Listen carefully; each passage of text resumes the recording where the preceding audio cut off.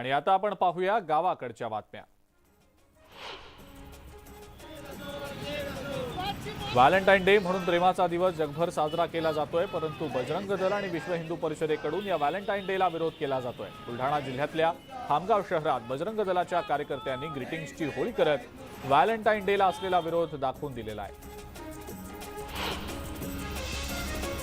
नांदेडमध्ये व्हॅलेंटाईन डेला अल्पवयीन मुलीला प्रपोज करणं महाविद्यालयीन तरुणाला चांगलंच महागात पडलंय। तरुणावर विनयभंगासह पॉक्सो अंतर्गत गुन्हा दाखल करण्यात आलाय।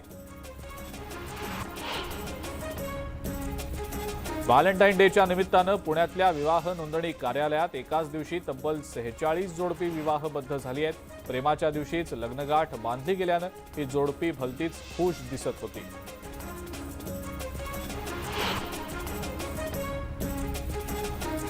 बारामतीतल्या महाराष्ट्र एज्युकेशन सोसायटीच्या मुलांच्या आणि मुलींच्या शाळेत व्हॅलेंटाईन डे मात्र आगळ्या वेगळ्या पद्धतीनं साजरा करण्यात आला। हा दिवस मातृपितृ दिन म्हणून साजरा करण्यात आलाय। यामध्ये मुलांच्या पालकांना बोलावून मुलींनी आणि मुलांनी त्यांचं पूजन केलं। अहमदनगर शहरातल्या माणुसकी मित्र मंडळाकडनं रोज डे ऐवजी रोटी डे साजरा केला जातोय। माणुसकी मित्र मंडळानं शहरातल्या रहिवाशांकडून 5 चपात्या आणि सुकी भाजी जमा केली आणि जमा झालेलं हे अन्न शहरातल्या गोरगरिबांना दिलं जात आहे। जळगाव जिल्ह्यातल्या पाळधी इथं देशातील सर्वात महाकाय सिद्धी महागणपतीची प्राणप्रतिष्ठा केली जात आहे। दरम्यान या प्राणप्रतिष्ठा सोहळ्याच्या 7व्या दिवशी मूर्तीवर भक्तांनी आणलेल्या चंदनाचा लेप लावून मूर्तीला स्नान घालून अभिषेक करण्यात आला। आदिशक्ती मुक्ताईच्या यात्रा महोत्सवाला सुरुवात झाली आहे आणि या पार्श्वभूमीवर मुक्ताईनगर कोथळी इथल्या मुक्ताईच्या समाधी मंदिरावर ध्वजपूजन आणि ध्वजारोहण करून यात्रा महोत्सवाला सुरुवात करण्यात आली। इंदापूरच्या टणू गावामध्ये काल एका गोठ्यामध्ये बॉम्ब सदृश वस्तू सापडली होती आणि याची माहिती इंदापूर पोलिसांना मिळताच त्यांनी बीडीडीएस पथकाला पाचारण केलं। त्यानंतर ही वस्तू निकामी करण्यात आली, परंतु ही बॉम्ब सदृश वस्तू गोठ्यात आली कुठून याचा तपास आता पोलीस करतायत। विशाळगडावर स्वच्छता मोहीम राबवताना कॉलेजच्या विद्यार्थ्यांना दारूच्या बाटल्यांचा खच सापडलाय आणि त्यामुळे शिवप्रेमी चांगलेच संतप्त झालेत। दारूच्या बाटल्या आणि पाण्याच्या बाटल्यांमुळे गडाचं सौंदर्य नष्ट झालं असून यावर आता नियंत्रण ठेवण्याची मागणी होतीये। भंडारा ते पवनी रस्त्याचं काम गेल्या 4 वर्षांपासून सुरू आहे, पण तरी सुद्धा रस्ता पूर्णतः तयार झालेला नाही आणि त्यामुळेच प्रहार जनशक्ती पक्षाच्या वतीनं रस्त्यावर ठिय्या आंदोलन करण्यात आलं। जोपर्यंत मागणी पूर्ण होत नाही तोपर्यंत आंदोलन सुरूच राहणार असल्याचं प्रहार पक्षाच्या वतीनं सांगण्यात आलेलं आहे। बिडकीनमधल्या ग्रामीण रुग्णालयाच्या छताचे सिमेंटचे थर कोसळल्याची घटना वारंवार घडतीये। आतापर्यंत 3 वेळेला हे थर कोसळलेत, मात्र यामध्ये सुदैवानं कोणतीही जीवितहानी झालेली नाही। सार्वजनिक बांधकाम विभाग पैठण यांना वारंवार पत्रव्यवहार करून सुद्धा त्यांनी काम केलेलं नसल्याचं वैद्यकीय अधिकाऱ्यांनी सांगितलंय। रेल्वे विभागातर्फे नाडगाव रेल्वे स्टेशनच्या पुलाच्या जोडणीचं काम पूर्ण करण्यासाठी मुंबई नागपूर रेल्वे रुळावर 3 तासांचा मेगाब्लॉक घेण्यात आला। तसंच येत्या काही दिवसात हा मार्ग सुरू होणार असून वाहतूक समस्येच्या त्रासापासून मुक्ती मिळणार असल्यानं नागरिकांनी आता आनंद व्यक्त केला आहे। वारकरी साहित्य परिषदेचे ह.भ.प. विठ्ठल पाटील यांनी विश्वकर्मा समाजाचे संत भोजलिंग महाराज यांच्याबाबत बेताल वक्तव्य केलेलं होतं। त्यामुळे विठ्ठल पाटील यांच्यावर कठोर कारवाई करा अशी मागणी सुतार समाजानं केली आहे। त्यावेळेला जोरदार निदर्शनं करत जिल्हाधिकाऱ्यांना निवेदन देण्यात आलेलं आहे। जालन्यातल्या परतूर इथल्या उड्डाणपुलाचं भाजपचे आमदार बबनराव लोणीकर यांच्या हस्ते लोकार्पण करण्यात आलं। हा पूल आता वाहतुकीसाठी खुला झाल्यानं शेगाव ते पंढरपूर महामार्गावरच्या प्रवाशांना मोठा दिलासा मिळाला आहे। पंढरपूरच्या विठ्ठल रुक्मिणी मंदिराला अनधिकृत फेरीवाल्यांचा मोठा विळखा बसलाय। त्यामुळे या अतिक्रमणावर कारवाई करण्याची मागणी स्थानिक व्यापारी आणि नागरिक करतायत। अतिक्रमणामुळे विठ्ठल रुक्मिणी मंदिराची सुरक्षा सुद्धा धोक्यात आल्याचं नागरिकांचं म्हणणं आहे। नांदेडमध्ये ज्वारी पिकाला पक्षी आणि प्राण्यांपासून वाचवण्यासाठी शेतकऱ्यांना अनोखी शक्कल लढवली आहे। शेतकऱ्यानं ज्वारीच्या कणसांना कपड्यानं बांधलंय तर शेताला साडीचं कुंपण केलंय। जालन्यात कापसाचे दर कमी असल्यामुळे शेतकरी हवालदिल झालाय। गेल्या वर्षी कापसाला 12 ते 15 हजार रुपयांचा दर मिळाला होता, मात्र यंदा कापसाला केवळ 7 ते 8 हजार रुपयांचाच दर मिळतोय। दर वाढतील या आशेनं जिल्ह्यातले अनेक शेतकरी कापूस घरातच साठवून ठेवतायत। झोपडपट्टीतल्या शाळाबाह्य मुलांना साक्षर करण्याचा विडा एका खासगी बँक कंपनीतल्या कर्मचाऱ्यांनी उचललाय। उत्तम पाईकराव हे गेल्या 3 वर्षांपासून नांदेड जिल्ह्यातल्या भोकर परिसरात मुलांना शिकवतायत। गेल्या 3 वर्षात त्यांनी 150 ते 200 मुलांना साक्षर केलंय। कोकणामध्ये पर्यटकांना आता खाडीमध्ये वास्तव्य करता येणार आहे। केरळनंतर कोकणातल्या गुहागरमधल्या परचुरी गावात एका तरुणानं हाऊस बोट तयार करण्याचं धाडस दाखवत गुहागरमधल्या पर्यटन वाढीसाठी एक नवं पाऊल टाकलंय। लातूरमधल्या निलंगा तालुक्यातल्या बेंडगा ग्रामपंचायतीनं एक नाविन्यपूर्ण निर्णय घेतलाय। बेंडगामध्ये कोणाच्याही घरी जर मुलगी जन्माला आली तर तिला 11,000 रुपये दिले जातील। शिवाय गावातल्या मुलीच्या लग्नासाठी महिला सरपंच स्वखर्चानं 11,000 रुपये देणार आहेत। दिग्दर्शक नागराज मंजुळे यांनी सोलापूर जिल्ह्यातल्या वळसंग गावच्या ऐतिहासिक विहिरीला भेट दिली आहे। महामानव डॉक्टर बाबासाहेब आंबेडकरांच्या पदस्पर्शानं पावन झालेली वळसंगची विहीर ऐतिहासिकदृष्ट्या अत्यंत महत्त्वाची मानली जाते।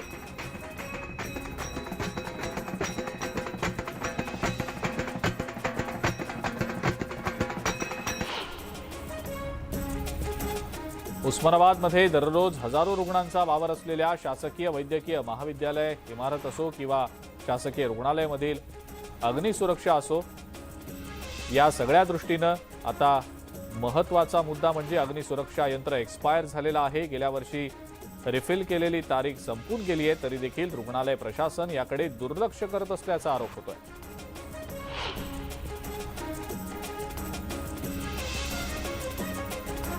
उस्मानाबाद शहर पाणीपुरवठा योजनेला आता सोलार यंत्रणेची मदत होणार आहे। त्यासाठी 17 कोटी रुपये मंजूर झाले, त्यामुळे शहर पाणीपुरवठा योजनेचा वीज बिलाचा खर्च कमी होईल।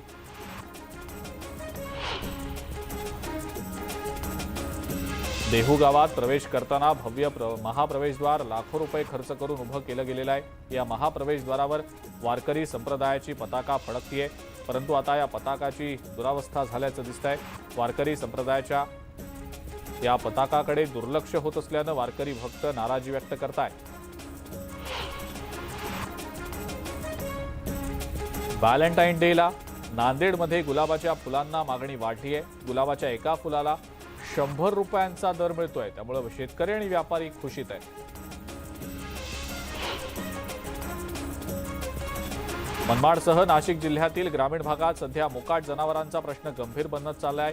बाजारपेठेत मोकाट जनावरांनी केलेल्या हल्ल्यांच्या घटनांमुळे नागरिकांमध्ये भीतीचं वातावरण आहे। अशात पालिका प्रशासनानं मोकाट जनावरांचा बंदोबस्त करण्याची मागणी केलेली आहे। वाशिंदसह 42 गावातल्या नागरिकांच्या लढ्याला यश आलंय। वाशिंद पूर्व आणि पश्चिमेला जोडणारा 152 मीटर लांब रेल्वे उड्डाणपुलाचं काम पूर्ण झालंय। लवकरच या उड्डाणपुलावरनं वाहतूक सुरू केली जाईल। जळगाव जिल्ह्यातल्या भानखेडा इथल्या सरपंच आणि ग्रामपंचायत सदस्य ग्रामस्थांना विश्वासात न घेता मनमानी कारभार करत असल्याच्या विरोधात ग्रामस्थांनी जळगाव जिल्हा परिषद कार्यालयासमोर आमरण उपोषण सुरू केलंय। गावापासून 500 मीटर बाहेर बांधण्यात येणारी ग्रामपंचायत इमारत तातडीनं रद्द करण्याची मागणी ग्रामस्थांनी केली आहे। कोरोना काळात विद्यार्थ्यांची 25% फी परत देण्याचे शासनानं आदेश दिलेले होते, मात्र वालचंद कॉलेज प्रशासनानं गेल्या 2 वर्षांपासून अद्यापही विद्यार्थ्यांना फी परत दिलेली नाही। त्यामुळे अखिल भारतीय विद्यार्थी परिषदेच्या वतीनं वालचंद कॉलेज विरोधात आंदोलन करण्यात आलं। हिंगोलीच्या कहाकर बुद्रुक इथल्या शेतकरी आणि ग्रामस्थांनी भाजप सरकारला मतदान न करण्याची शपथ घेतली आहे। स्वाभिमानी शेतकरी संघटनेचे नेते रविकांत तुपकर यांच्या बुलढाणा इथल्या आंदोलनादरम्यान शेतकऱ्यांवर झालेल्या लाठीचार्जच्या निषेधार्थ ग्रामस्थांनी ही शपथ घेतली आहे। नंदुरबारमधल्या नेवाळी नेत्रंग मार्गाची दुरावस्था आहे। अशातच राष्ट्रवादी काँग्रेसच्या कार्यकर्त्यांनी महामार्गावरील खड्ड्यात उठाबशा काढत आंदोलन केलं। या रस्त्यावरून प्रवास करणं ही आमची चूक असल्याचं म्हणत शिक्षा म्हणून त्यांनी उठाबशा काढल्या। बुलढाण्यात जिल्हाधिकारी कार्यालयासमोर 11 फेब्रुवारीला शेतकऱ्यांवर अमानुष लाठीचार्ज झाला। यावेळेला निर्दोष शेतकऱ्यांवर गुन्हे दाखल करण्यात आले। त्याच्याच निषेधार्थ सर्वपक्षीय नेते, सामाजिक संघटना आणि आझाद हिंद शेतकरी संघटनेकडून आक्रोश मोर्चा काढण्यात आलाय। खोटे गुन्हे मागे घेण्याची मागणी यावेळेला करण्यात आली। देवेंद्र फडणवीसांनी रस्त्यासाठी रेल्वेभर पैसे दिल्याचं वक्तव्य भाजपचे आमदार बबनराव लोणीकरांनी केलंय। त्याचबरोबर राजेश टोपेंना खड्ड्यांची उपमा देत मंत्री असताना टोपेंनी 5 किलोमीटरचाही रस्ता केला नाही असं म्हणत लोणीकरांनी टोपेंवर टीका केली आहे। भाजपा महाविजय 2024 प्रदेश संयोजक पदाची सूत्र हाती घेतल्यानंतर आमदार श्रीकांत भारतीय पहिल्यांदाच सोलापूर जिल्ह्याच्या दौऱ्यावर आहेत। महाराष्ट्रातील लोकसभेच्या सगळ्या जागा भाजप निवडून आणेल, त्यामुळे 100% तयारी असल्याचं त्यांनी म्हटलंय। निवडणुकीच्या आधी 1.5 ते 2 वर्ष अगोदरपासूनच तयारी सुरू असल्याचंही त्यांनी सांगितलं। देवेंद्रजी, मुझे आपसे ये उम्मीद नहीं थी असं म्हणत सुप्रिया सुळेंनी देवेंद्र फडणवीसांना टोला लगावलाय। परभणीमधल्या एका पत्रकार परिषदेत त्या बोलत होत्या।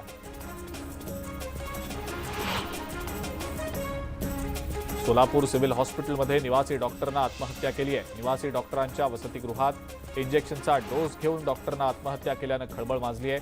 पोलिसांकडून पुढील तपास सुरू आहे।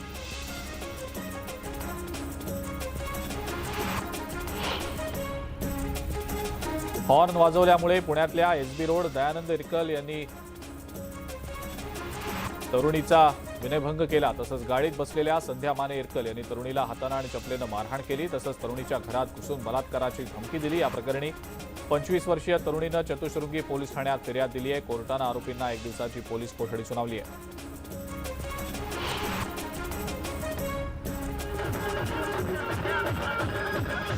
लग्नाच्या अक्षता पडण्याआधीच वधू पित्याचा हृदयविकाराच्या झटक्यानं मृत्यू झाल्याची हृदयद्रावक घटना जळगाव जिल्ह्यातल्या मांडवे बुद्रुकमध्ये घडली आहे। आपल्या मुलीच्या विवाहाच्या निमित्तानं हळदीच्या कार्यक्रमात नाचताना अचानक हृदयविकाराचा झटका आल्यानं वधू पित्याचा मृत्यू झालाय।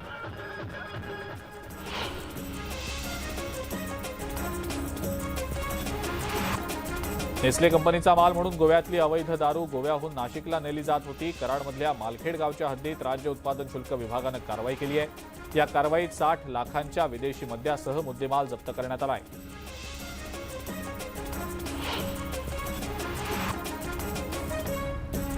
बुलढाणा जिल्ह्यातल्या खामगाव तालुक्यात कंझारा शिवारात एक मृतदेह आढळला आहे। या मृतदेहाच्या गळ्यावर धारदार शस्त्रानं वार करून त्याचा खून केल्याचं समोर आलेलं आहे। खामगाव पोलीस या प्रकरणाचा तपास करतायत।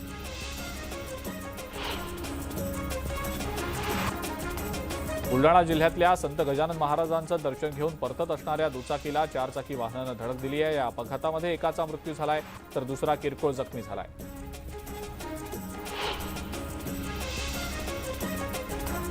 महिलेचा वेश धारण करून एटीएममध्ये चोरीचा प्रयत्न केल्याची घटना कोल्हापुरातल्या संभाजीनगरमध्ये घडली आहे। या प्रकरणी पोलिसांनी अंकुश कोंडारे या आरोपीला अटक केली आहे।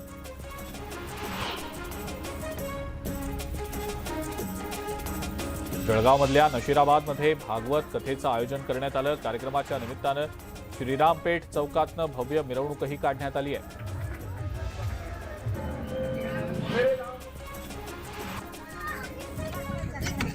सांगलीतल्या जत तालुक्यातल्या शेगावात एका कुटुंबानं चक्क आपला मुलगा दत्तक देत मुलीला दत्तक घेतलंय। गुरुदेव माने यांनी त्यांच्या लहान भावाच्या मुलीला दत्तक घेत त्याला आपला मुलगा दिला। त्यांच्या या ऐतिहासिक निर्णयाचं सर्वच स्तरांमधनं कौतुक होत आहे। कोल्हापूरच्या पेठवडगावमधल्या आदर्श गुरुकुल विद्यालयात शिवचरित्र पारायण सोहळ्याचं आयोजन करण्यात आलं। यामध्ये 555 विद्यार्थी सहभागी झालेत। दररोज 4 तास कृष्णराव केळुस्कर लिखित शिवचरित्राचं वाचन करण्यात येत आहे।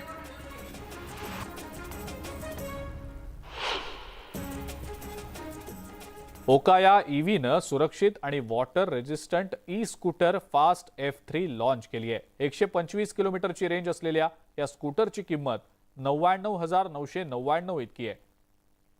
ही स्कूटर ताशी 70 किलोमीटरपर्यंत धावते। देशभरातील ओकाया इलेक्ट्रिक वाहनांच्या 550हून अधिक आउटलेट्समध्ये ही स्कूटर विक्रीसाठी उपलब्ध आहे। ब्रेकनंतर आपल्या सगळ्यांचं पुन्हा एकदा स्वागत। एक ब्रेकिंग न्यूज आता आपण पाहणार आहोत। आसामच्या मुख्यमंत्र्यांनी भीमाशंकर ज्योतिर्लिंग आसाममध्ये असल्याचा दावा करत नवा वाद निर्माण केला। यावरून खेडचे आमदार दिलीप मोहिते पाटलांसह खासदार अमोल कोल्हेंनी राज्य सरकारला कडक शब्दात इशारा दिलाय। एकीकडे राज्यातले उद्योग दुसऱ्या राज्यात जाण्यावरून वाद रंगलेला होता, त्यातच आता देवस्थानही पळवण्याचा घाट घातला जातोय असा आरोप केला गेलाय।